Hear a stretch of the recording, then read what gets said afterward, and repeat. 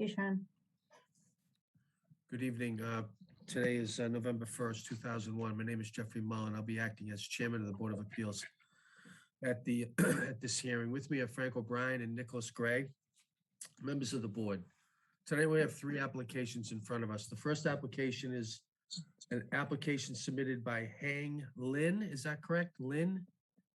Yes, that is my wife. My name is Dean Lee. Okay. I am all the right. husband. Okay, so it's an application of Hang Lin dated April 23rd on file with the board. The applicant is proposing to legalize her maintenance of an 11.5 by 8 by 1 story front entry addition at the front of the home and a 14-foot by 22-foot roofed carport addition at the side of the property located at 97 Guilford Road. The property is in a Residence C zoning district. The home was built in approximately 1957 as a single-family home and currently conforms to the terms of the zoning bylaw. A plot plan dated February 24th, 2021 shows that the front entry has been constructed at a distance of 19 feet from the front property line, when 20 feet are normally required by section 6B3, front yards. The carport has been constructed at a distance of 4.1 feet from the right side property, when 10 feet are normally required. All is set forth in the application and plans on file with the board. So let me, bear with me. This is all electronic now, so let me just open up the file that we have.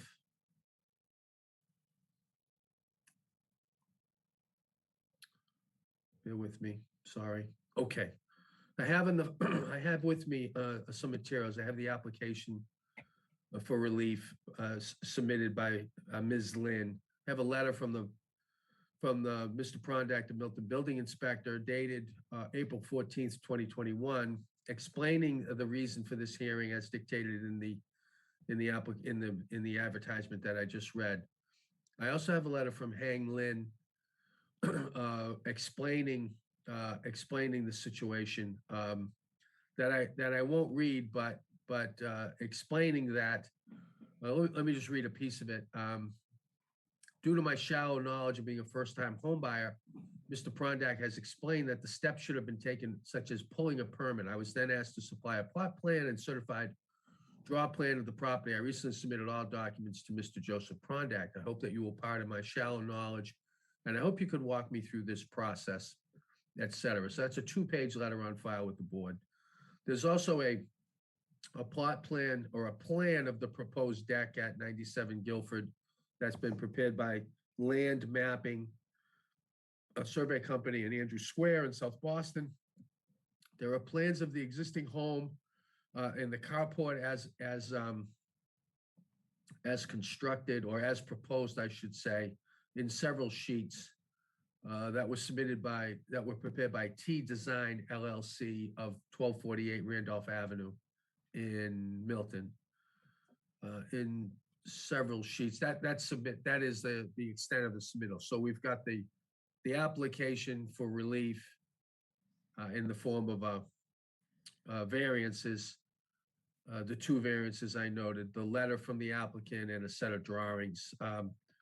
All of it is a plot plan and a set of drawings. All of that is set forth in the file and available at Town Hall. Is it available at Town Hall now, Bev? Can you? Yes. People can see it? Okay.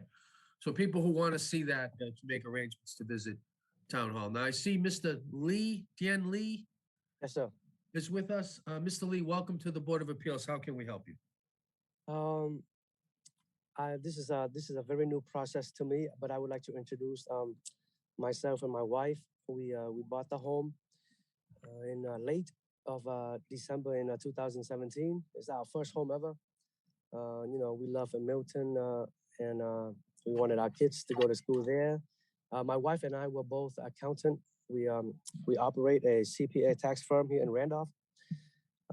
We know a lot about tax, but not much about the requirements to pull permits and all that. So we went ahead and built it had a stair. So we covered it up with a mud room basically, and then on the driveway, there's a very big tree, um, and then we built a carport, kind of just a roof over it to park our car, and then later we met with Mr. Prondak, and he said these are very unacceptable. And then he said to for us to get a plot plan, a draw plan, and submit it in, and we did all that for Mr. Prondak. And he said this is what we needed to do to ask if to move forward with the variance. I'm not too familiar with the process, but I know that we've made a big mistake, and we're hoping that we can somehow walk through this process without us having to destroy those two parts. Partly because we on 97 Gifford Road, we live in a dead end street, literally only one house to the left of our home. Okay, is that your the end of your testimony, Mr. Lee? Um, Do you have anything else you want to share with the board? yeah, yes. Okay. Well, did my speaker cut off? Yeah, you were explaining that you had no neighbors. You had one neighbor to the left, and you didn't have any other neighbors. But then we couldn't hear you. Oh yes. So we only have one house to the left, and we figure it's a dead end street. Nobody's gonna be here, so we decided to ask our friends to come by and build the small mudroom and the carport, and then without pulling any permits. We didn't think it was necessary. We didn't know all the rules and the regulations. And then Mr. Prondak said, you know, that's very wrong. And for us to pull the plot plan and the draw plan and submit it to the town.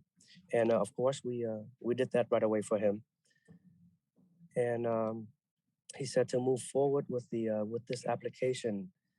And then I think Beth also said that you know, a few letters were sent out to the neighbor. If anybody wanted to complain or think that is unacceptable, and for them to send in the complaint for us to remove and all that. Hopefully nobody sent it in. I am going to meet my neighbor tomorrow, and I think that they will not give it a hard time nor object the additions. We just hope that we don't, you know, somehow we can work this out so that we don't have to really destroy the mudroom and the carport. And of course, when we wanted to build the addition deck in our backyard, we submitted the application, and a gentleman working, I cannot remember his name, but the gentleman working under Mr. Prondak says we need to get this problem solved first before they can approve our application for the deck. So that has been on hold for like a year and a half now, and I think the pandemic kind of made it worse. I'm not sure exactly what to do, but I hope that that um, we know a lot about tax, but when it comes to these things, I guess this is a very good lesson for us, really. All right. Okay. Let me let me ask you a few questions here. So, are we to understand that you have not talked to your neighbor yet, who lives on the left? Yes. So they just bought. They just bought the house 2 months ago. We had a few deliveries going to their house. They've been very nice. They bring it to us, and today actually I sent Beth a few emails back and forth. I said I told my wife to go over there, knock on the doors, and ask them if they will object the additions, but they will are at work. We actually left a sticky note. I am hoping to speak to them tomorrow morning, and I actually told Beth that I hope to get them. I hope to send them a text message and ask them if they are okay with the addition.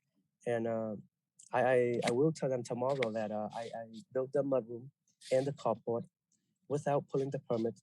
And if they are willing to object or disagree with anything, and hopefully they will not. I do I do believe that about over 80% that they will be okay with it. Just hoping that because there's only two of us in the dead end street. So this is the house, I said the left, but this house is actually to the right of yours, right? If I'm standing and I'm looking out, it will be to Yeah. my left, 93. Yeah, But if you're standing and looking in, then yes, yes.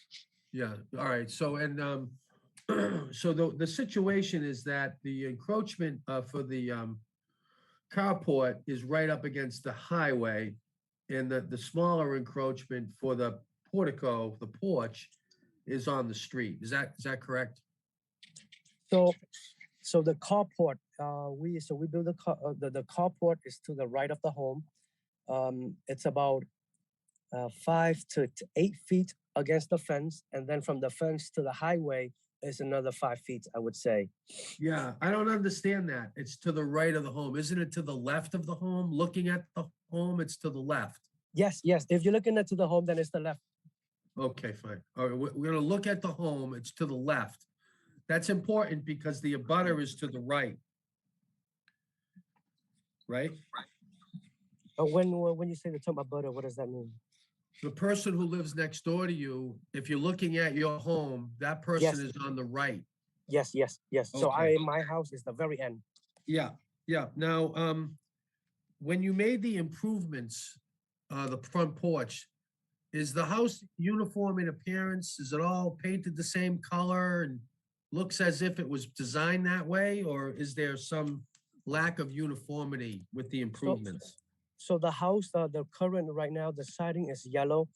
We went to Home Depot. We try to pick the closest color. So now, of course, they don't have the yellow. So we pick tan, which is the closest we can find to the yellow. So it's perhaps I want to say 60% close to yellow, but it's not 100% yellow, sir.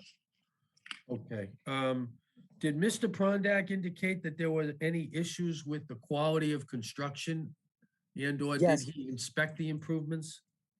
He did say that the final step of the stair is supposed to be the landing of the so before the mudroom, it's just 6 steps on the outside exposed to everything. When we wall it up, he said that the door opening from the mudroom to the landing, it should be 3 feet, whereas right now I think it's like 1.5 to 2 feet. So he said the landing should be extended a bit out. That's what Mr. Prondak told me. So is that possible to do that without destroying the improvements? Yes, I'm not a builder. I can't. I don't have a direct answer to that. I can ask around, but he did recommend just because of the landing is not 3 feet. It's unacceptable. That's what he advised. Yes. Okay. Let me ask some members of the panel if they've got any questions. Mr. O'Brien. Thank you, Mr. Chairman, and good evening, Mr. Lee. Hi. Could you just explain to the board that this is kind of a unique location, isn't it? Your home. It's got a Guilford Road address. Is this the one that's the side of your house is the expressway, the front of your house is Yes, basically Squantum Street, correct? Yes, sir. Yes, sir. Yes. They recently paved the whole Guilford Road a few months back, but of course because of our street only 2 houses in, they did, even though it's Guilford Road, but the whole street wasn't paved because it's like a dead end street, and they didn't pave it. But yes, that's the location. Thank you, Mr. Lee. Mr. Lee, the carport, could you describe what the carport looks like? What is it made out of? What's the roof like? So right now, it used to be a driveway with a very big tree over everything, and then me and my friends, we had 3 poles, so we dig about 3 feet down, pour concrete, and then we supply the four the 4x4 cement, and then we use the 2x6 attached from the house out, and then we went to Low. We buy the I think it's vinyl or like some plastic roof over it, and then we put it over there. We put it on top of that. Recently, the recent storm did not blow that off. I guess we did okay there, but of course it's not up to code. We did ask an architecture to come by, and then also Mr. Prondak to come by, and then of course they both said it's not up to code. It's very dangerous. It can blow up anywhere. It can blow. It can flew off. So I know it's not up to code, but it, so far it's staying strong, and I'm hoping that I don't have to break it down. And of course with the recent storm, is it's fine. It did not. A few days ago, the storm did not blow it off. I'm hoping that we did the right thing by supporting it strongly enough. But um, I don't know much about the code. My friends that they do houses constructions, so they did that for me because it's my primary home. They did not pull permits because they charged a cheaper price, so I went with the cheaper route. I guess that was the wrong decision there. Mr. Lee, the plans that were supplied with the application, there are a number of plans that were attached by a company called T Design LLC. Yes. Are these proposed plans, or are these plans of what was constructed? So after we built the carport, Mr. Prondak says, "Hey, get me a plot plan and get me a draw plan of the house and get me a draw plan of the carport the way it should be." So of course the carport was built already. So I went ahead and asked Tung, the architecture, to draw a plan, and he said, "This is the plan that it should be to meet the Okay, code." let me stop you right there. This is the plan of what it should be. It's not the plan of what is. Yes, yes. So the carport should be that way to meet the code. Yes, but because we went ahead and built the carport by ourselves, so of course Mr. Prondak advised that it does not meet the code, and it's dangerous basically that it may flew off one day and harm somebody. So that's what Mr. Prondak says. Okay. Thank you, Mr. Chairman. Mr. Gray. Mr. Lee, did Mr. Prodnak say anything about if the board were to grant your variances that would allow permission to break the rules, as it were, with respect to the spacing, how far the carport is from the left side and how far the mudroom is from the front yard? If we grant those variances, that just gives him the ability to issue a building permit, right? So did he say that he would, I hear you say like it's not built to code, it's not up to did he tell you what would happen is he going to approve it if we give the variances? Is he going to let this structure stand, or is he going to ask you to tear it down anyway? He's going to let it stand. He said that if I move forward with this application and if the variance is going to go through, then he will not oppose to anything. But he said this is what I need to do before he can take it off his task list. Okay. He said he will let it stand. All right, I don't have any other questions at the moment, except the neighbor on the right side, you tried to contact, but hasn't actually said that, it hasn't actually given you any opinion as to whether he's in favor or against the variances that you're asking. So we try to contact them today. They just bought the house 2 months ago. Okay, But after today, tomorrow morning, I have a very good feeling that they will not oppose to the additions, just because they just bought the house and they are very nice, and I'm the only neighbor, and I don't Okay. think they yeah. all right. I don't think I have any other questions, Mr. Chairman. Okay, so this is a new one on me. Here's, let me just do a talk to the board. Mr. Lee, you obviously would like you to hear this, but just have a conversation with the board. We have an application to request a variance to conform to a couple of things that have been done to a property that happen to not be in compliance with the zoning code, but Yes. also were built without a building permit and appear to be built in violation of the Massachusetts State Building Code. That seems to me to be the testimony that we have in front of us.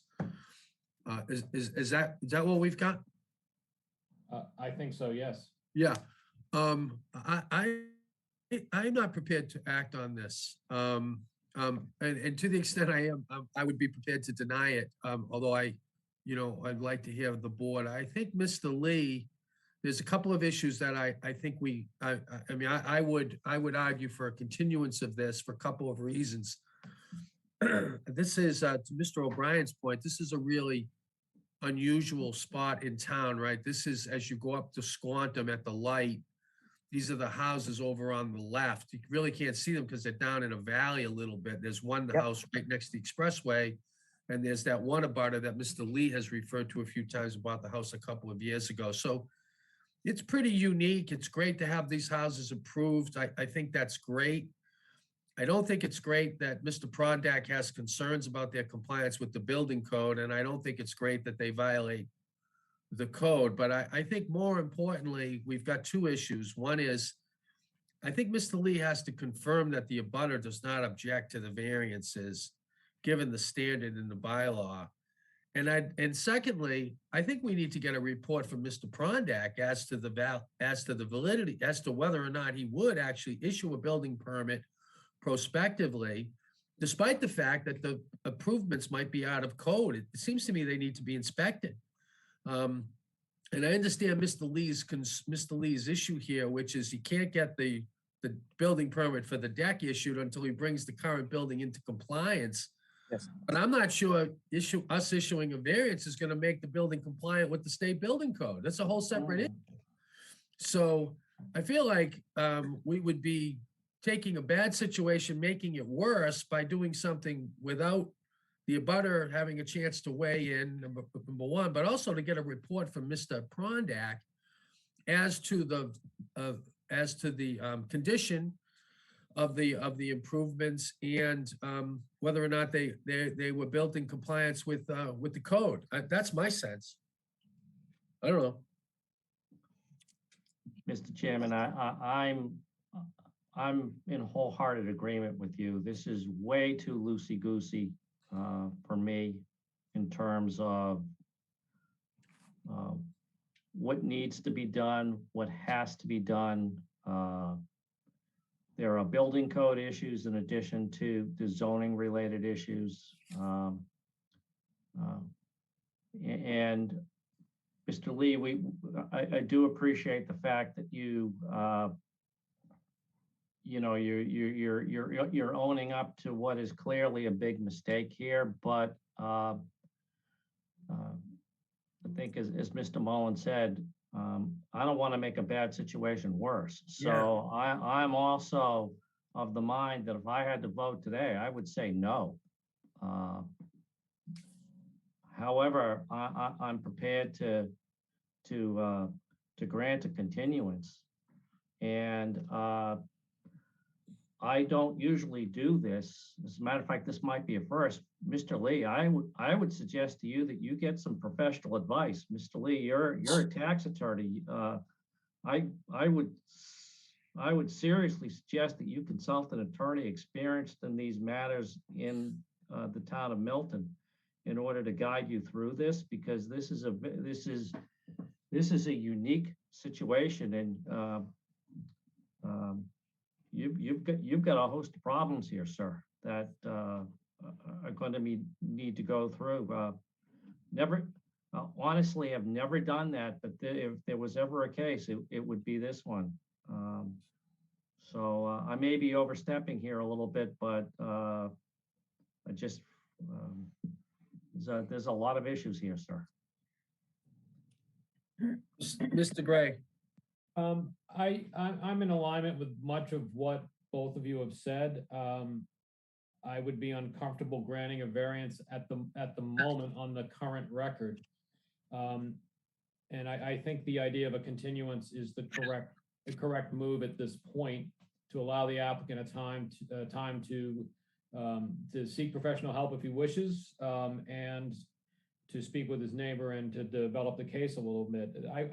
The only additional thing I would say is I do note that both the shape of this lot and its location in the town is, as I think is quite unique. That's not even a real thing.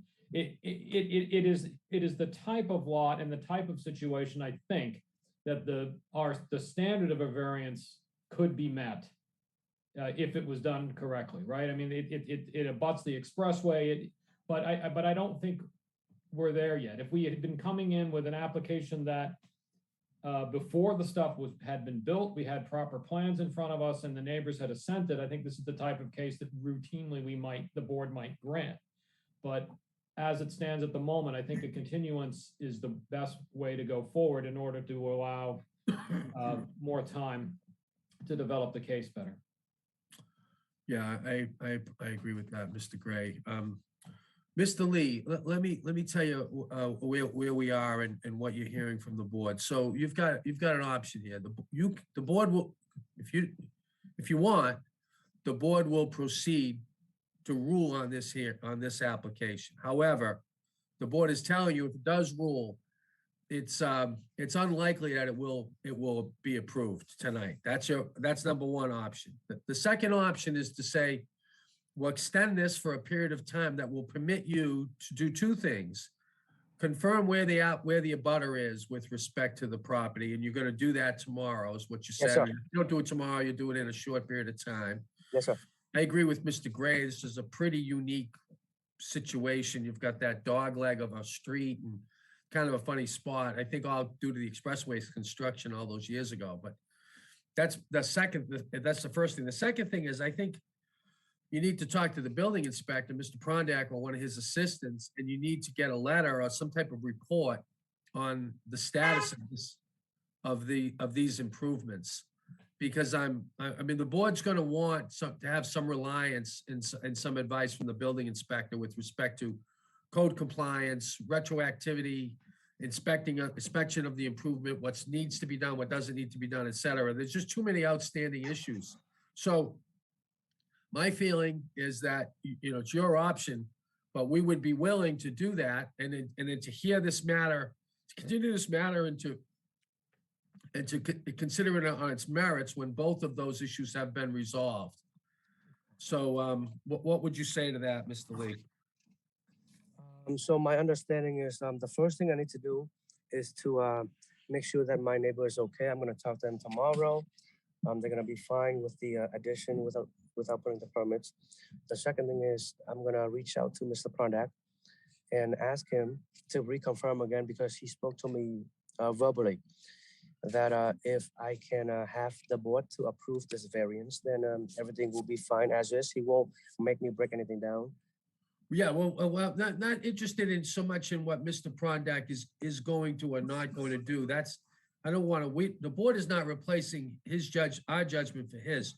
The board is asking are the improvements constructed in accordance with the building code? Okay, I will ask him. And to the extent they aren't, do they require modifications to so comply? And the reason why this is important is they've already been built without a building permit. And if they had a building permit, they would have had a chance to review the plans, approve the plans, and then inspect the improvements. Yes, that's the issue. So, underlying that issue is if we did grant the variance, could the improvements remain? But we're a ways away from getting there. Okay. So, Mr. Bev, I know that the board's all backed up, but maybe we could do this on another Monday night. Yeah, sure. How far out do you think? 3, Oh, 4 I weeks? don't know, it's partly up to Mr. Prondak, right? Right. I'd go out a little bit further. Yeah. November 29th? That would work for me. Members of the board, Yeah, Mr. Lee, Frank, does that work for you? Checking. Yeah, that's good for me. Mr. Okay. Lee, would you be willing, would you be able to come back here on November 29th? Yes, sir. All right, so are you requesting that the board agree to extend this without prejudice for until November 29th, at which case we'll hear additional testimony on the two issues? Yes, sir. Okay, all in favor? Aye. I, All right, so moved. This matter is continued to November 29th, 7:30, Bev? Sure, unless you all want 7 o'clock. It's certainly up to you. I'm back on the trolley, so, I'm gonna need Oh, the time. 7:30. 7:30. 7:30 is fine. Okay, Mr. Lee, thank you, and good luck. Thank you. We'll see Thank you you, on the everyone. Thanks. Thank you. Okay, Bye-bye. bye now. Okay, All right, let's stop. And all right. the next one, 56 present. You want to, Pleasant, okay. yeah, I'm going to allow everyone in. Brian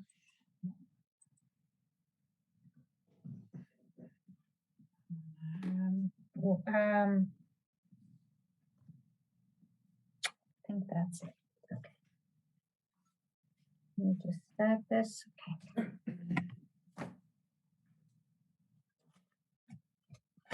Okay, are we ready? Everybody ready? Okay, this is board will hear its second hearing. This is the hearing marked for 7:45. It's the hearing upon the application of Lauren Brian Walsh dated April 26th on file with the board seeking to build a 36 by 30.5 by 1-story addition to the rear of their house at 56 Pleasant Street. Included with the addition is an 839 square foot temporary apartment. The property is in a Resident C zoning district. The home was built in approximately 1984 as a single-family home and currently conforms to the terms of the zoning bylaw. A plot plan dated March 17, 2021 shows that this addition would conform to the height and setback requirements of the bylaw. Subsection A9, detached one-family dwelling with temporary apartment, permits the creation of a complete and separate dwelling unit within a single-family home upon the issuance of a special permit by the board for a period of not more than 4 years and subject to certain prescribed conditions. Subsection 3A9F prescribes that the temporary apartment be located entirely within an existing structure and be no more than 800 square feet in area. Therefore, the applicants seek the issuance of a special permit pursuant to section 2A9 of the bylaw. Since the bylaw requires that the temporary apartment be constructed in an existing home, the applicants seek the issuance of a variance in order to construct a temporary apartment and in excess of 800 square feet as they construct a new addition. This will save considerable time and expense and will facilitate the applicant's daughter, son-in-law, and their 2 children to move to the main house. It will be a financial and personal hardship for the applicants to have to comply with the sequencing of the project as required by the bylaw, all as set forth in the application on file with the Board of Appeals. Okay. Bear with me. Okay.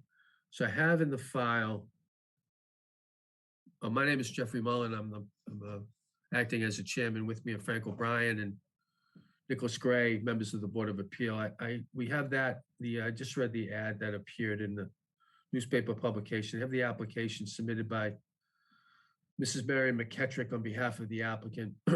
I have a letter from Mr. Prondak to the applicant, I'm sorry, to Attorney McKettrick, consistent with the application. I have a letter from Mrs. McKettrick laying out the reasons for the variance and some background both on the bylaw and on the variance requests in a letter of 5 pages to have a plot plan indicating the proposed improvements with the 839 square feet addition and several other plans, all set forth in the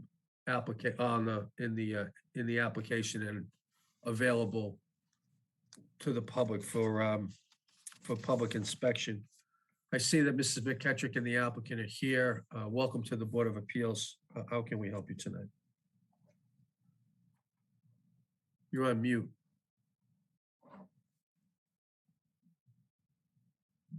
You're muted. Still muted. You were on and then and now you're off Got it again. now. There How you about go. that? Okay, sorry.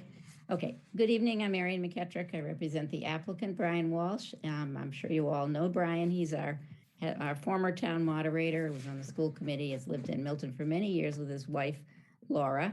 And I believe Laura is here with him tonight. Yes. In addition to the material submitted with this application, I have just added the following. This was earlier today. Signatures in support of granting the requested relief from 50, 59, 60, and 63 Pleasant Street. A diagram showing the location of these neighbors on either side and across the street, and 2 letters of support from Catherine Caswell at 53 Pleasant and Lisa Courtney at 59 Pleasant Street. As I explained in my letter, Brian and Laura are building a 1-story addition, and the addition itself doesn't require any zoning relief. They do want to construct a temporary apartment within the addition, and their plan is that they will live in that apartment when it's completed, and their son-in-law and daughter and their children will be living in the main house. In fact, they're all living in the main house right now. So it's pretty crowded, but they're all there. The building commissioner has granted a separate building permit for the addition. Work on it has just begun.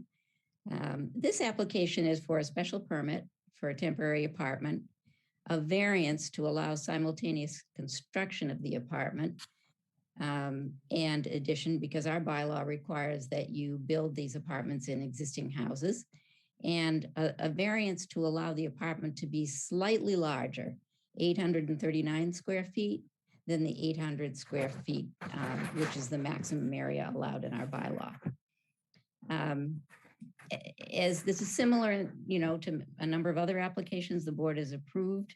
In this case, the Walshes, the parents, would like to live near their daughter and her family, but they want privacy.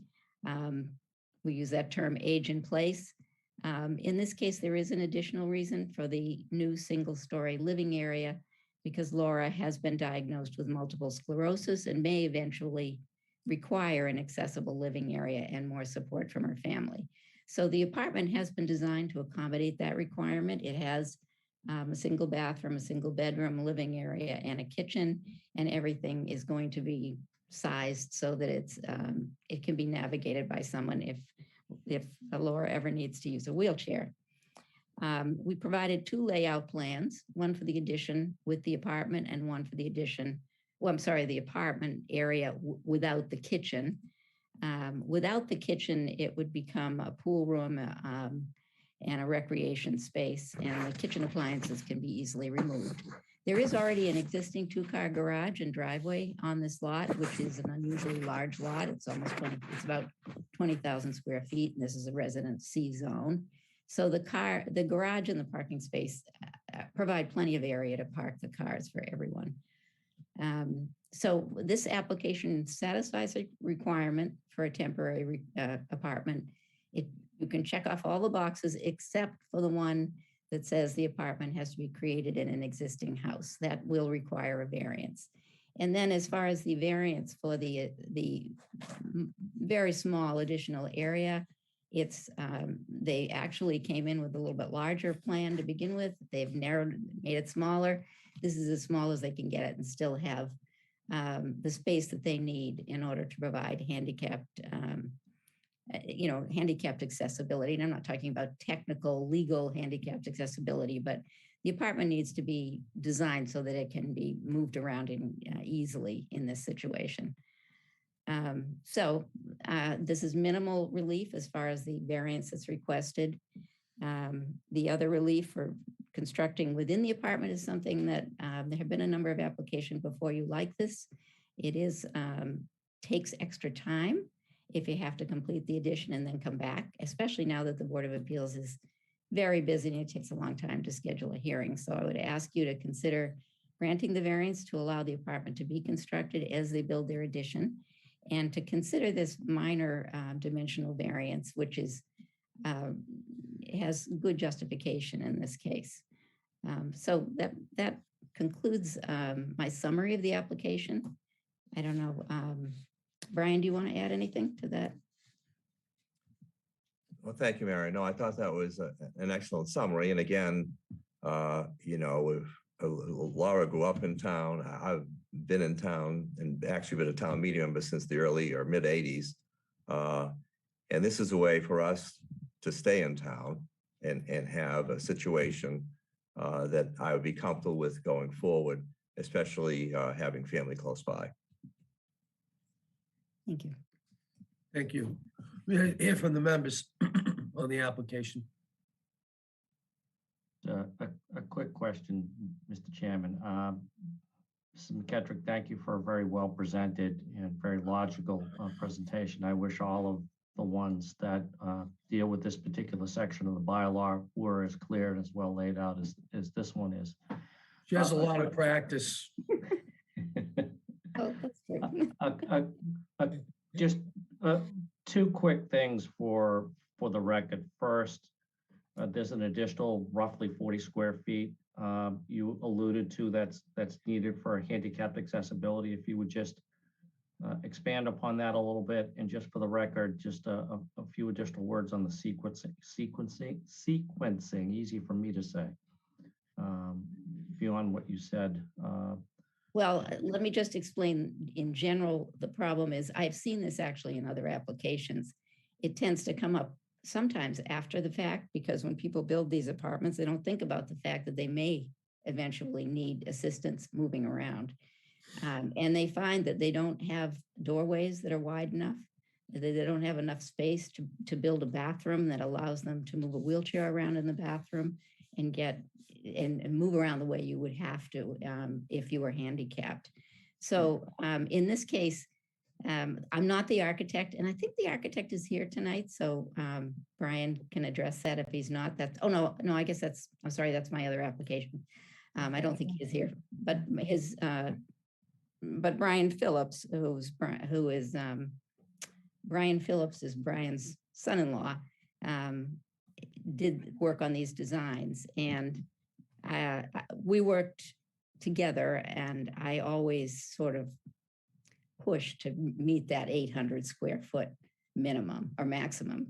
And in this case, they did reduce the size of the originally designed apartment quite a bit. But this is what we ended up with. So I can't point to you. I can't say, well, it's the edge of the front door and the edge of the bathroom door that adds to, makes it 39 extra square feet. I can tell you, though, that, a modest increase in space sometimes is necessary, and it has been regrettable in some other applications that it was not anticipated to begin with.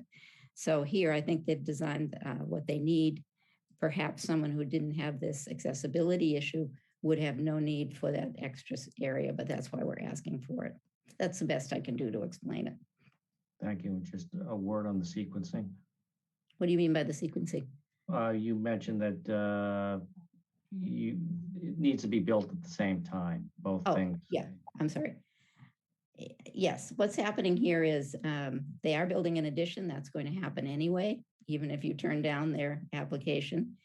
They know that they want to build a temporary apartment in part of the addition, and they would prefer to put in the pipes and the connections for the kitchen as they do the construction for the addition. If they don't do that, then they will have to go back and open up the kitchen wall basically ripping up new construction a little bit anyway, to construct the connections that are required for the, the stove and the kitchen and that kind of thing. And Is it fair to say, Mrs. McKettrick, that that would be wasteful, would not be the way to go, would constitute an undue hardship on the applicant?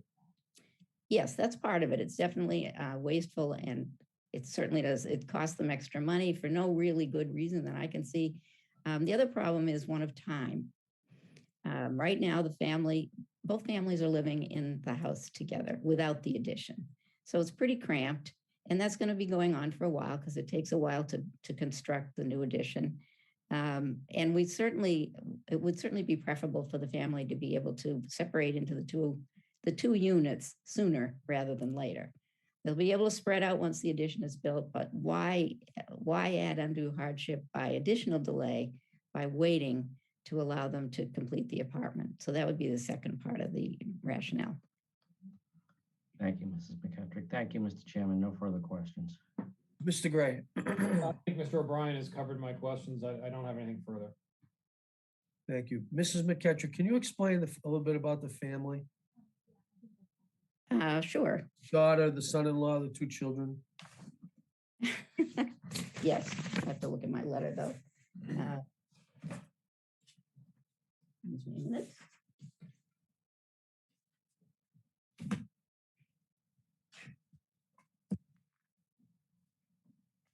The Walsh's daughter and son-in-law and their two children are going to be moving from their house, or they have moved actually, from their house in Avon to 56 Pleasant Street. So right now, Brian and his wife Laura are living in the house at 56 Pleasant, as are Brian Phillips and his wife, Effie, I think is her name, and their two children. And thank you. And I'm sorry. Actually, could I, if I could, Mr. Chairman, may I just clarify a little Mr. bit? Walsh. Sorry. Thank Yeah. you.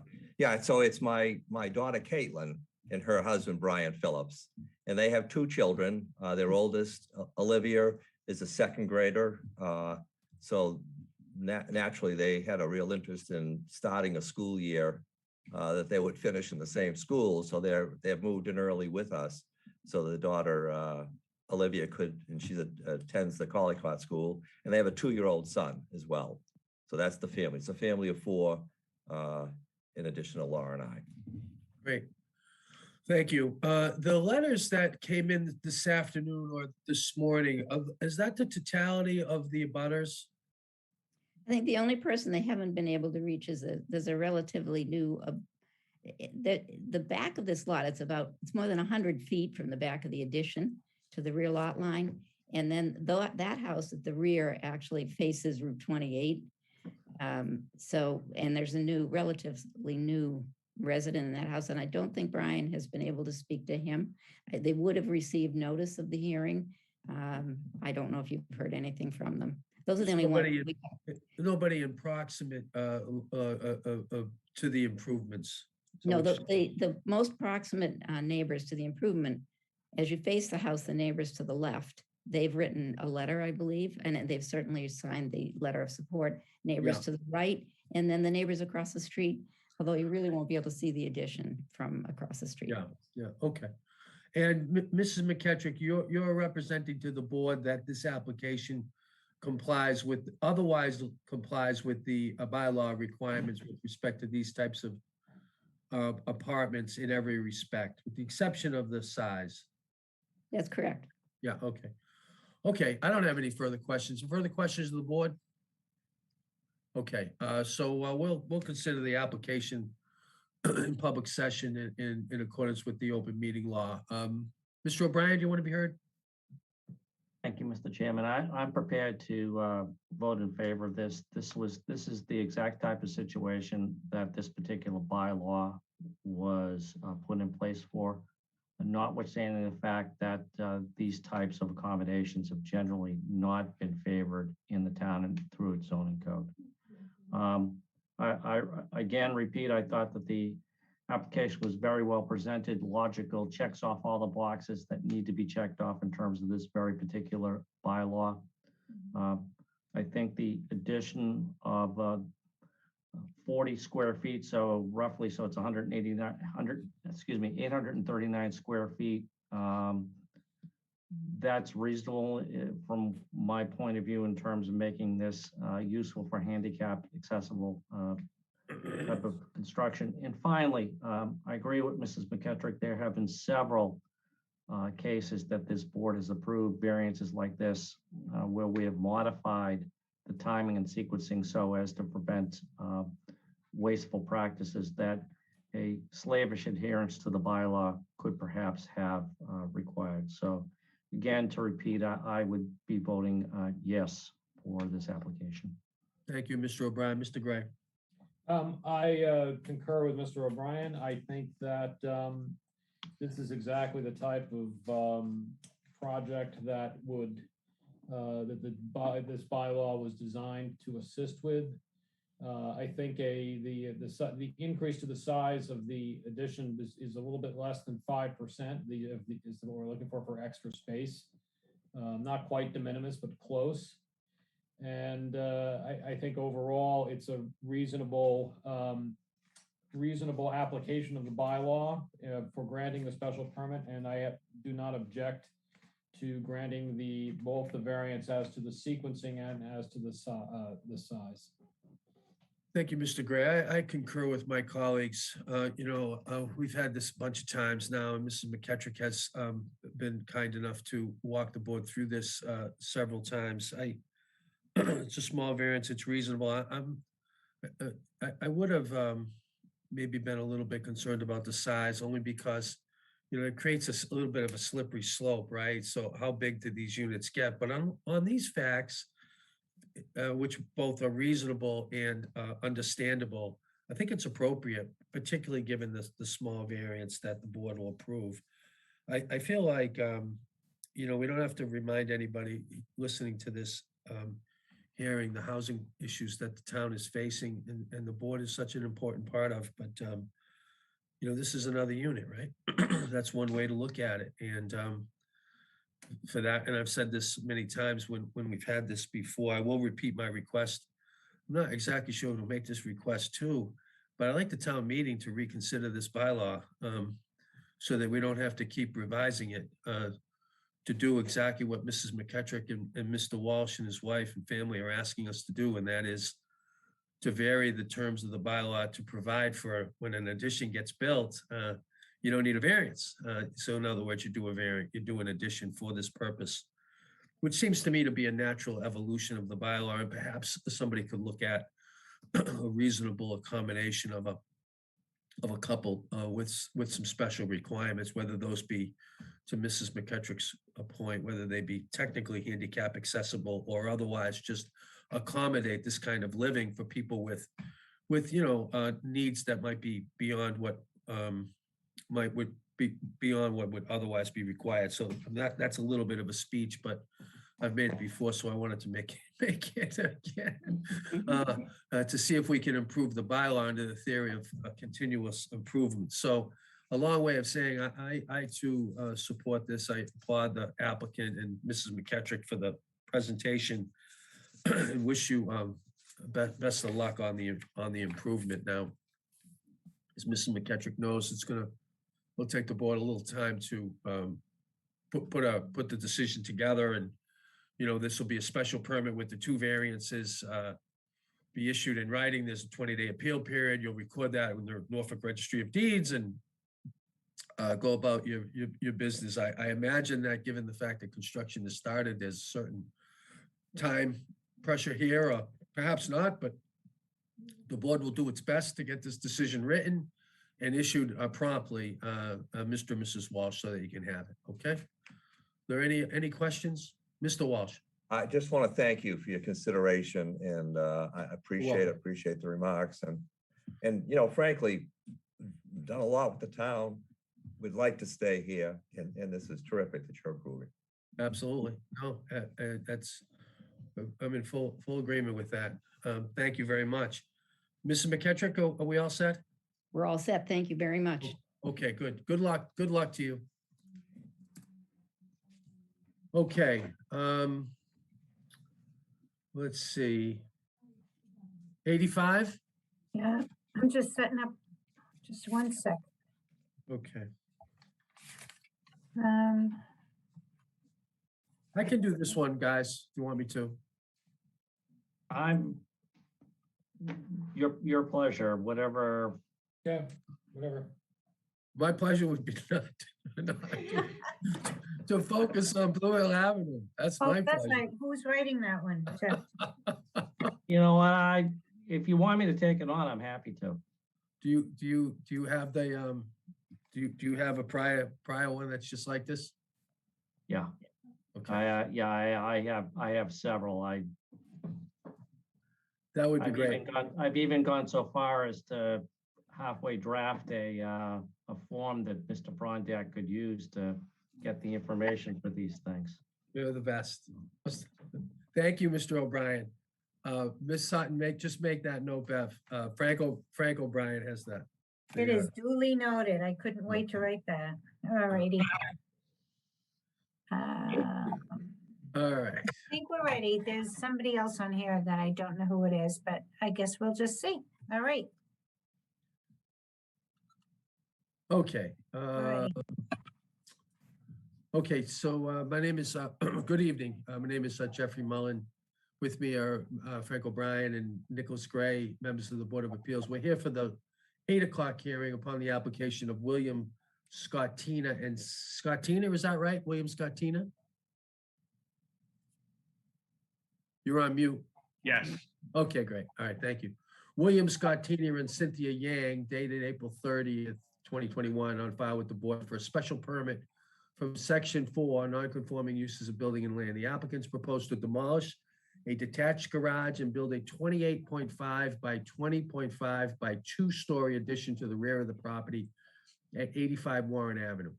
A plot plan dated October 28th, 2020 shows that this addition would be built at a distance of 16.1 feet from the right side property line when 20 feet are normally required, and 18 feet from the rear lot line when 30 are normally required. The property lies in a Residence C zoning district. The home was built approximately 1938 as a single-family home and is considered dimensionally pre-existing non-conforming. The applicants request a finding from the zoning board of appeals in the form of a special permit that this proposed change is not more detrimental to the neighborhood than what currently exists. All as set forth in the the application on file with the board.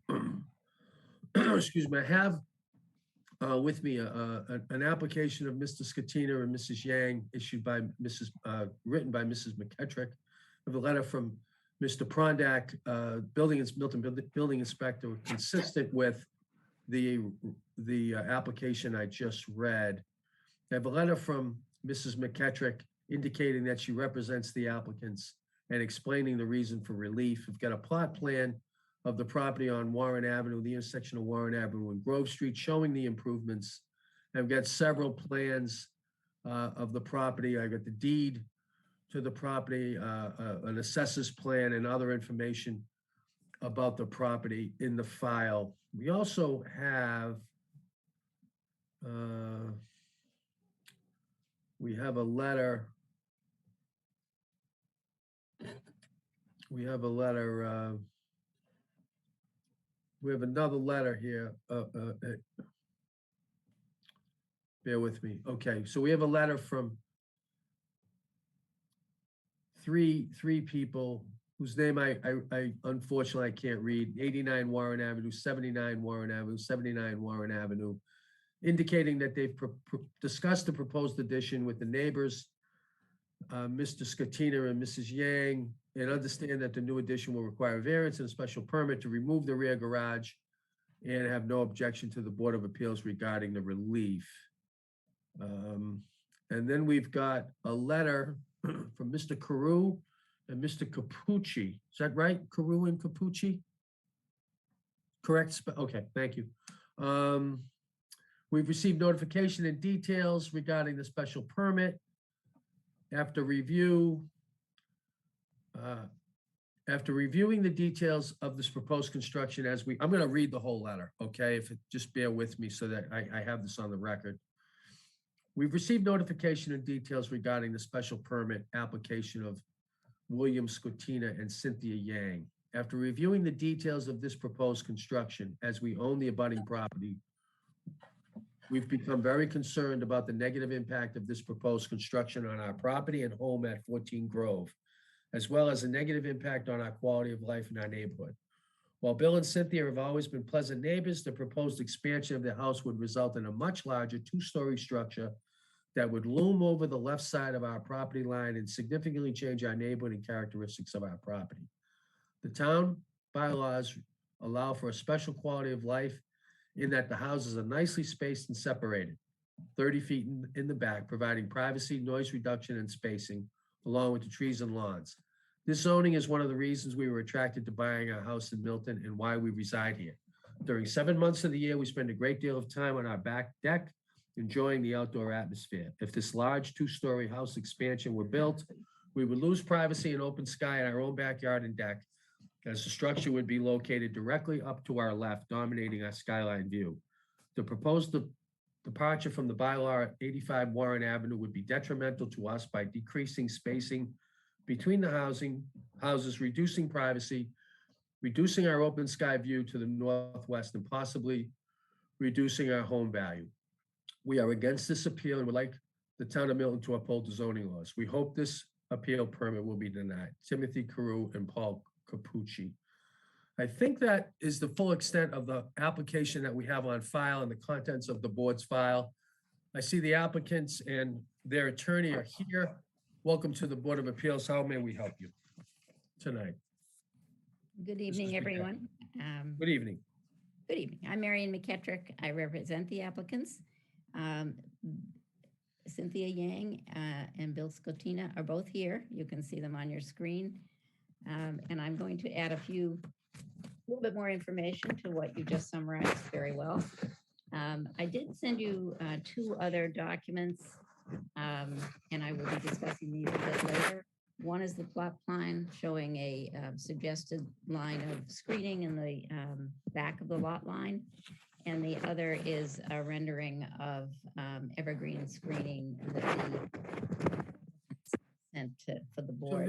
I'm sorry, somebody's got some background, so just be, somebody's working near their microphone. That's causing a lot of, I can't hear Mrs. McKettrick, so just, I just want to let people know that, that's all. I think that was probably Marion looking through her, Oh, okay, files. Oh, rustling my papers, I'm Yes. sorry. okay. It's amazing. It really does. All right. Sorry about that. So I've submitted an application for relief from the zoning bylaw for the applicants. This is in the form of a special permit because this is a pre-existing non-conforming lot. It's smaller than the required area of 7,500 square feet. And the existing house is set back from the, as you face the house from the street, from the right side lot line at a non-conforming distance. Of 12.6 feet. The new addition is to be 2 feet. It's going to be added on to the rear of the house. It will continue the nonconformity on the side next to Grove Street, which incidentally is the corner side of this lot. This is a corner lot. That's why you need a 20-foot setback. But it will be at 16.1 feet. In other words, it's further into the lot than the existing nonconformity. What the applicants are doing is they're taking down their existing garage, which is almost on the lot line in the rear part of their lot, or they would like, that's what they plan to do. This garage is typical of some of the older garages in this area. It's too small to be used for their cars. They use it for storage now, but it's a very limited utility. There's a driveway going into the garage and the garage, both located almost on the lot line between 14 Grove Street and this lot. This garage will be removed. In the addition, they plan to locate a new garage on the first floor, and then above it, there would be adding a bedroom, a bathroom, and an office. So by removing the garage, they are opening up the backyard so there will be no structure now on the lot line. The reason for this addition is that the Scotinas have 3 children, and Cynthia Yang is a physician, And especially in the last year and a half, because of COVID, she is now conducting appointments with many of her patients virtually, and she currently does not have any private office space in the home. So they need more living space, bedroom space, and another bathroom because of their family is growing. But Dr. Yang also really needs private office space. So they do need some additional space in their home.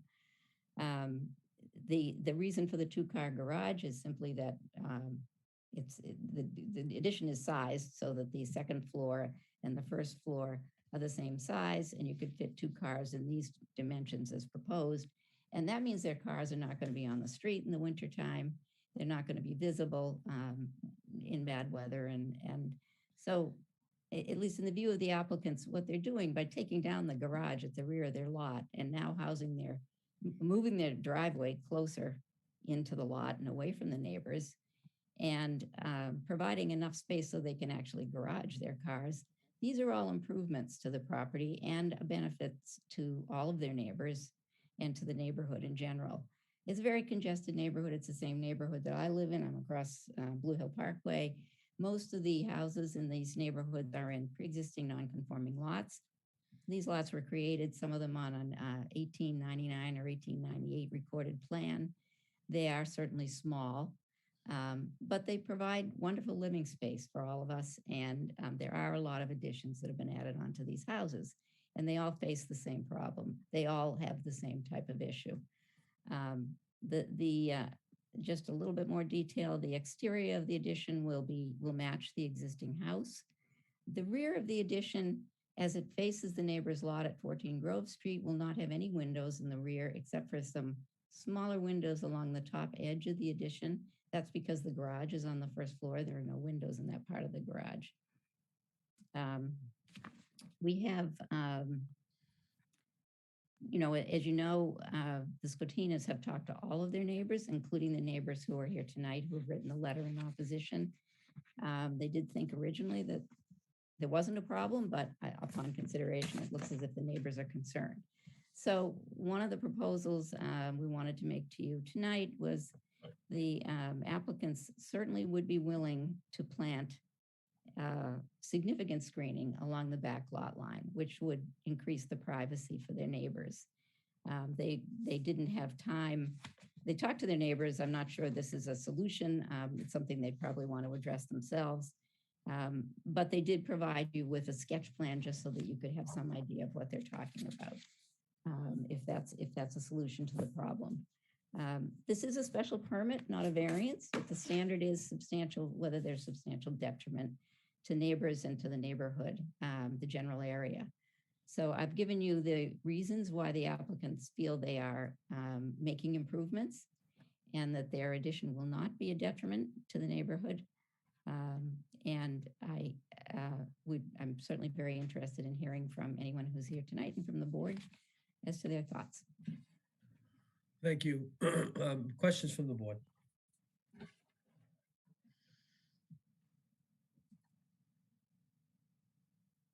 Mr. O'Brien.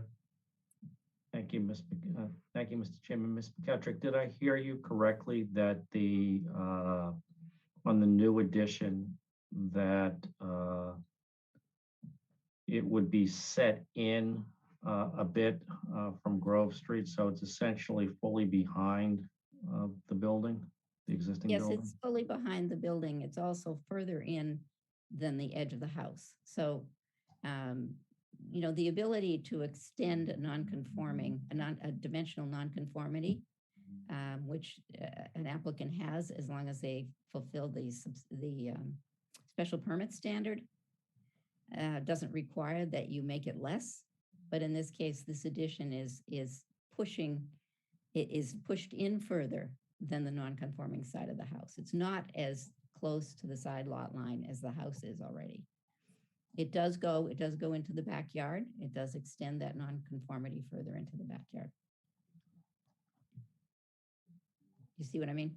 Yes. Mr. Chairman, I'm going to hold further questions at this point. Mr. Gray. All right, so I'm looking at the plan submitted today. I guess this is the one with the the screening added to it. So what's the relative square footage of the existing house and of the addition? I mean, I can see what's on the plan, but I want to make sure I'm understanding. Trying to get a sense of like proportionally, how big is this addition compared to the initial house? 744 square foot first floor in the house, Okay, 630 square foot first floor in the addition. It's definitely making it larger, yeah, it's definitely making it larger. although Yeah. half of the addition is a garage. Okay, And you're taking down, I don't have the dimensions for the garage to the rear, but they are taking down the garage that's in the rear of the lot. okay.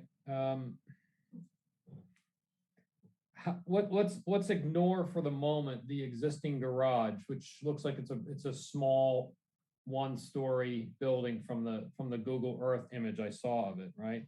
That's right. Okay, so what's the, I mean, again, I'm trying to interpret the plan.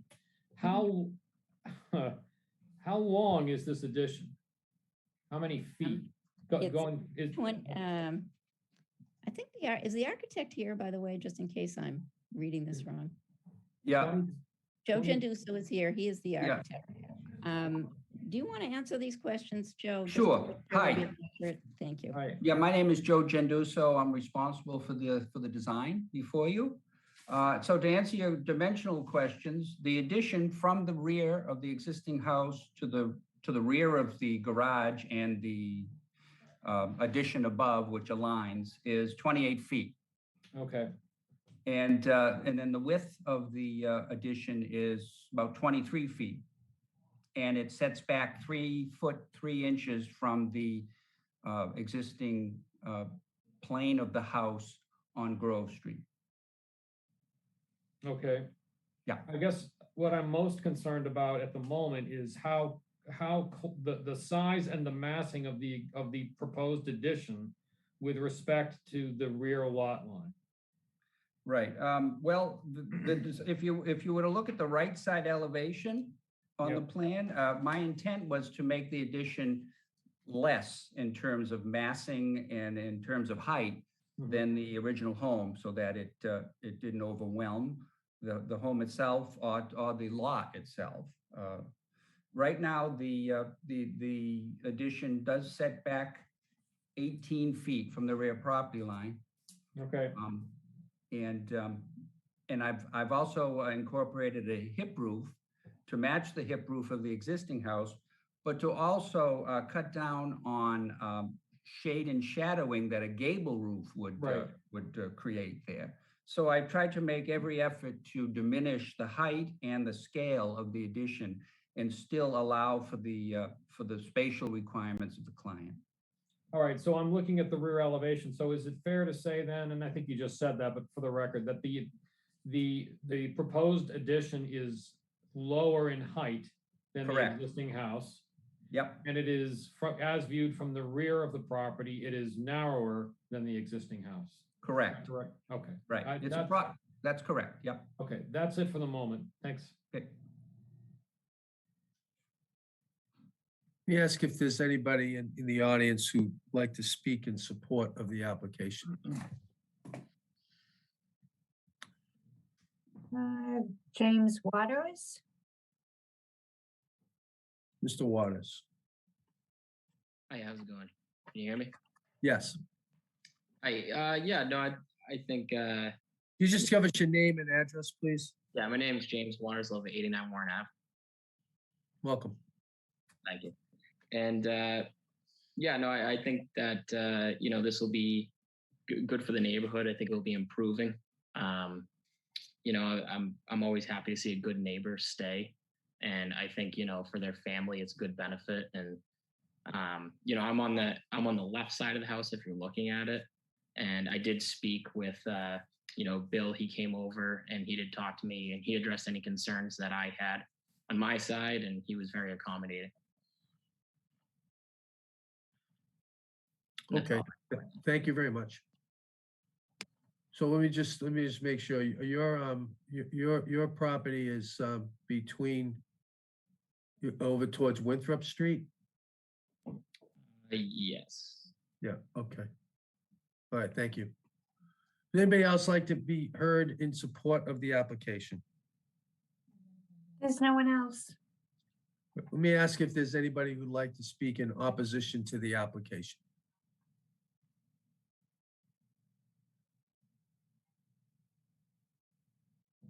Mr. Carew. I don't have a lot to say because I think we said it all in the letter. But I think a couple of new clarifications came up here that support our perspective, and that is that apparently the square footage, there will be almost a doubling of the square footage if you're adding 630 square feet on to a 744 square foot house.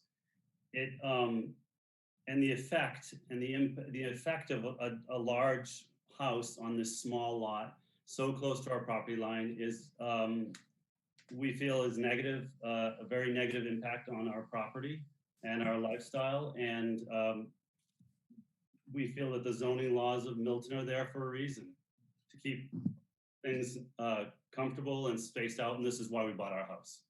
So at the risk of repeating everything that's in my letter, that's all I have to say. Thank you, Mr. Carew. So is there anybody else in the audience who'd like to speak in opposition to the application? There is no one. Any questions from the board? Just one, this is for Mr. Carew. You've heard the applicant talk about screening of plants or something along the rear lot line to minimize the effect of the looming, I believe you were talking about in your letter. Do you have any thoughts on the efficacy of that screening? Does that help mitigate some of your concerns? It really doesn't. There's only so much you can do to shield and screen a house that's doubling in size, and vegetation I don't think is gonna really help. Okay, and you've looked at the plans and you still feel that even though the proposed addition is lower than the existing house and not as wide as the existing house, that your objection is still, you still maintain your objection in light of that? I was never presented with the plan, but I'm looking at the dimensions on the Board of Appeals, and I walked the area, and Paul and I have discussed and considered this in detail. Okay, so the one further question. So just based on that, so that the Scotinas haven't shown you these, you haven't seen the plans that the board is looking at right now? No, I haven't seen it. Okay.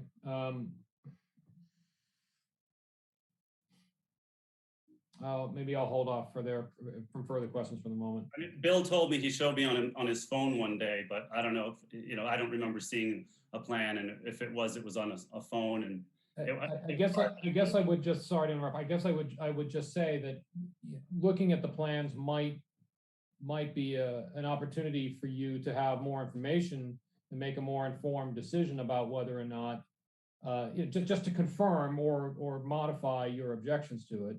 And I don't know whether that is something that it just seems that would have been a helpful move in light of your objection. But that's not really a question, that's more of a statement.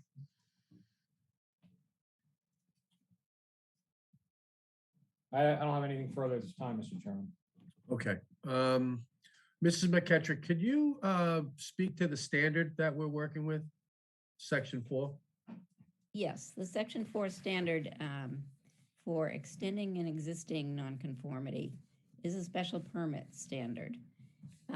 It's quite different from a variance, and basically the measure of suitability or is that the proposal should not create significant detriment or should not increase detriment to neighbors and to the neighborhood. It's like all these standards, it's fact-based and you have to look at the application. I've tried to, the standard, by the way, has been reinforced by a case several years ago, an SJC case. And the standard is clearly special permit substantial detriment and not the variance standard, which is much stricter and much more difficult to meet.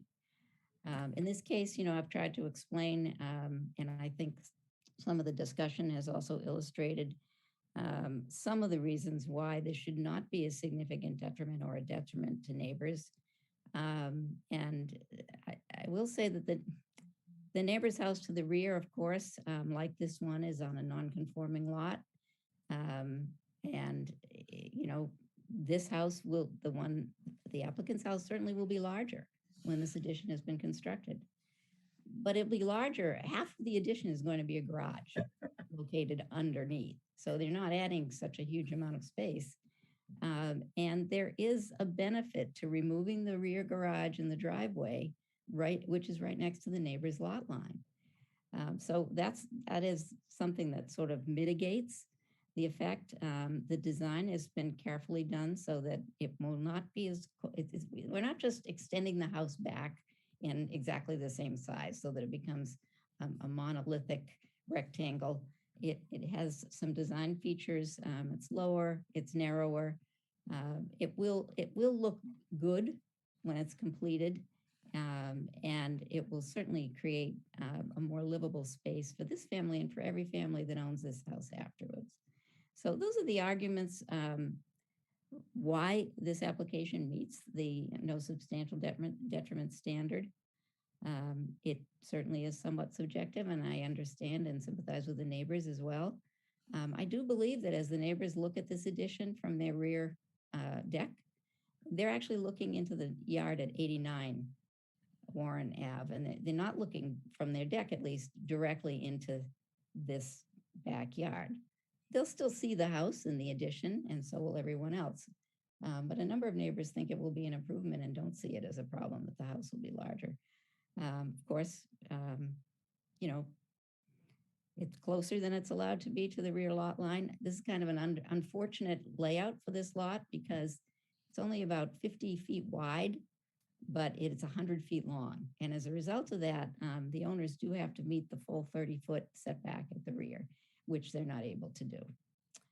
So, that's the standard. That's what we're talking about here. Okay, thank you.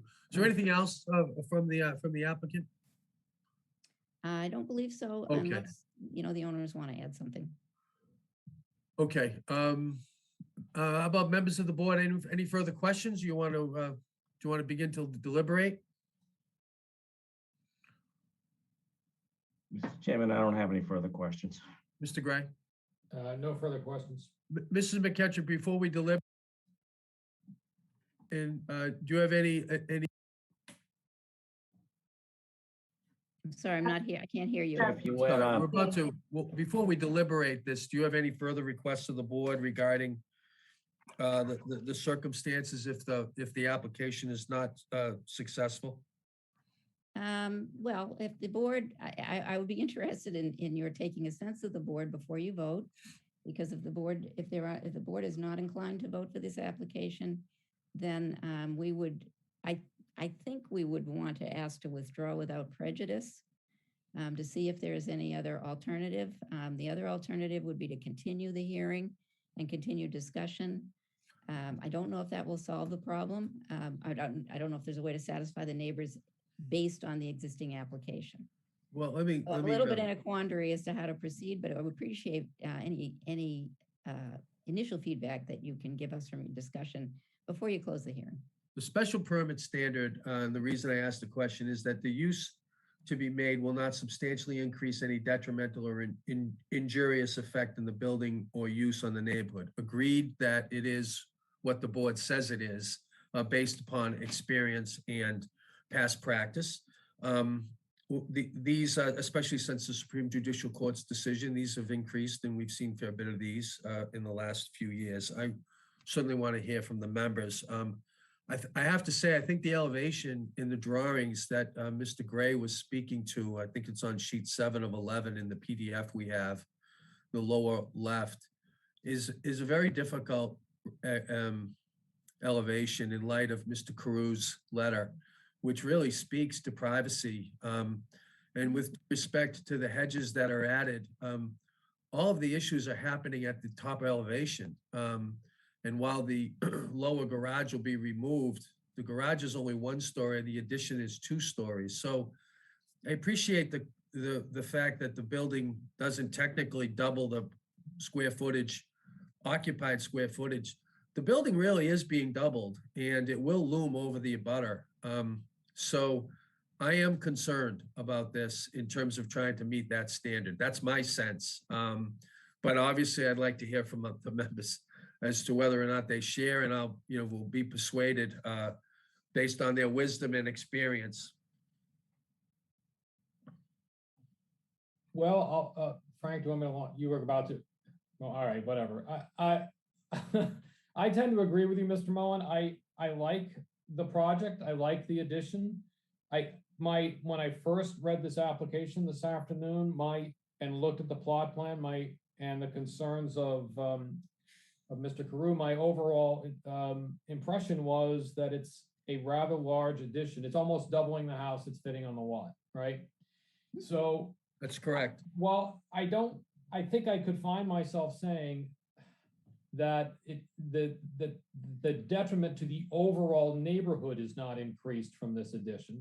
Knowing the neighborhood, as I do, it again, as Mrs. McKettrick has pointed out, the lots are terribly small and everybody's on top of each other. And there have been other additions in that neighborhood that have occurred, but it would, it seems to me, affect the rear of the property that abuts the rear of this lot pretty strongly. And so if the neighbor who lived in that particular spot was in favor of it, then I think I probably could find my way to voting in favor of a variance on this application. Sorry, a special permit on this application, because to my view, that's the property that's most directly affected. But given where we are, I'm not, I think that it would be difficult to say that it doesn't increase the nonconformity. It's at least with respect to that neighbor. I guess I would suggest that if perhaps as a first step, Mr. Carew and his co-owner could be shown the plans, maybe they would be able to get a better sense of exactly what they're looking at. And that may resolve the issue, it may not resolve the issue. But I would suggest maybe either a continuance or something else to buy some more time with this. And that's kind of my thinking at the moment, but I'm happy to listen to what the rest of you guys have to say as well. Mr. O'Brien.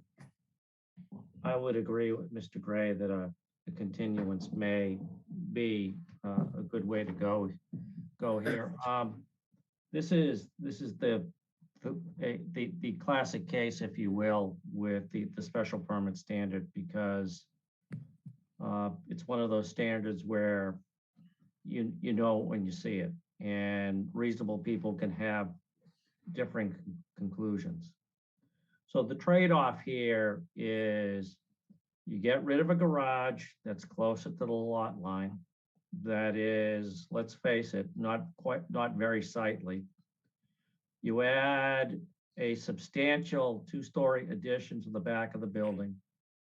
Mr. Genduso is an architect whose work appears throughout the town and is generally of excellent, well, not generally, is always of excellent quality. So I'm sure that the design would be very good, but it's a 2-story addition and they are small lots. On the other hand, Mr. Carew's argument is that it looms. So loom is code word for height.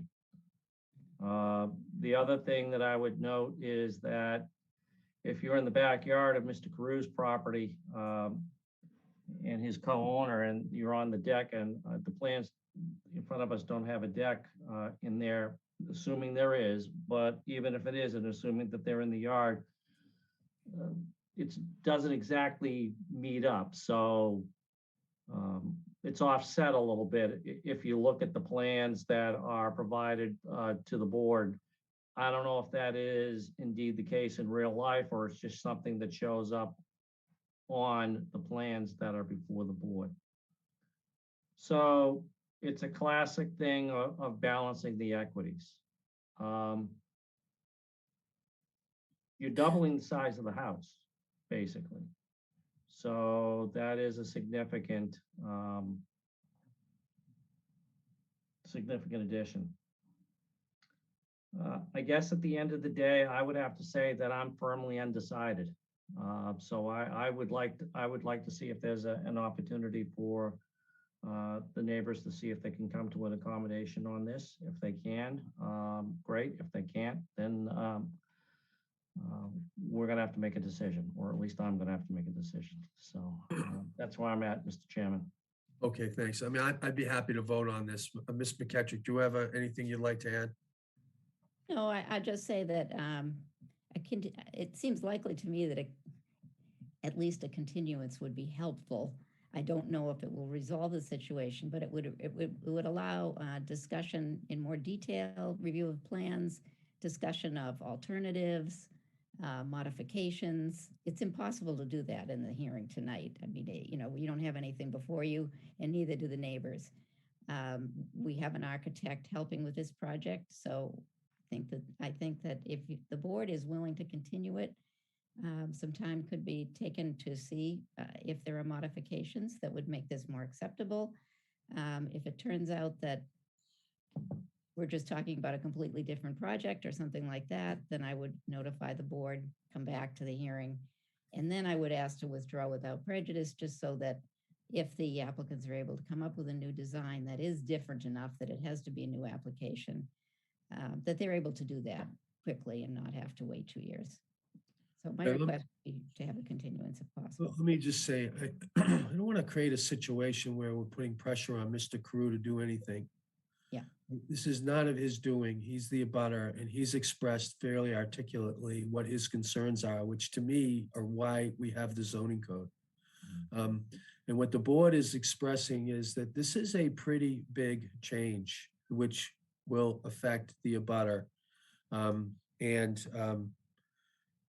The kind of standard we have, frankly, is in the eye of the beholder. And in this case, that eye is Mr. Carew's and his co-owner of his property. So I have to say, notwithstanding, I mean, I would never say that this can't be worked out, but I do want to make sure that Mr. Carew's rights and his concerns are being heard. So I was going to suggest a withdrawal, really. I mean, there's a long way to go on this. I mean, certainly the reason why I wanted to put this to consideration before we voted is I understand that there could be, issues with reconsidering it. The board, at least from my perspective, I would have no trouble reconsidering it. I have a little bit of a trouble extending it because I think it has the effect of putting pressure on Mr. Carew, and that's not our intention.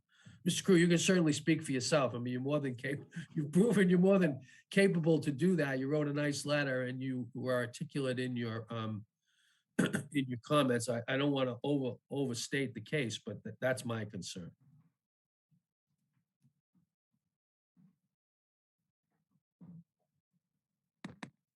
Yeah, I agree with you. I was feeling that as well, that if this was continued, it would be, I mean, this wasn't a dream or a plan. Understood. You live next door. No, I'm busy. I feel like I've said everything about this particular plan. Yeah. Fair enough. I mean, so Ms. McKettrick, that's the issue that I have. So, I mean, I suggested that as the other alternative. Yeah. It makes just as much sense, really, because if you, just as long as you would allow us to withdraw without prejudice, so that if a new plan can be devised, if there could be support all around, then I would imagine you would file an application, the board would be happy to hear it. I don't know whether you can, I know, you probably can't do this, but I don't know what happens to a new application in the queue. I think it's probably going to go to the bottom, but I don't know that there's much to be done about that. And I don't know how long it will take. If there is a different way to do this, I don't know how long it will take. So, I don't think Well, this- yeah, and of course, we are making good progress on our 40Bs. So we Okay. may be back in business shortly. I don't know. That's really up to Ms. Sutton. I think, I mean, obviously, members, I feel like that's the best situation we could do. And I would like to recommend that we permit the applicant to withdraw this without prejudice. Could always come back to the board, understanding the calendars. The calendar's jammed, but that would give you an opportunity to reconsider, talk to the neighbors and come back to the board. That's my recommendation. I'm okay with that, Mr. Chairman. Mr. Gray, Yeah, I think that's a great solution. further Okay. business for the board tonight? Okay, Mr. Carew.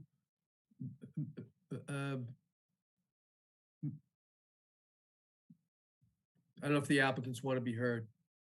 The applicants want to be heard? No, I just, Okay. we appreciate the board's, willingness to let the applicants go back to the drawing board. I guess that's the way I'd put it. See what they can do and to Okay. start anew if they have something that they think is worth pursuing. Okay, Mr. Scatina and Ms. Yang and Mrs. McKetrick, thank you very much. The board will accept your withdrawal without prejudice. Ms. Sutton, is there a form that we need to approve for that? Yes, I will speak with Marion tomorrow. Okay, we'll Yeah, get that awesome. executed and Mhm. posted. All right, Yep. thank you very much. Board's adjourned. Okay, thank you. Thank Good you. night. Thank you. Good night. Good night.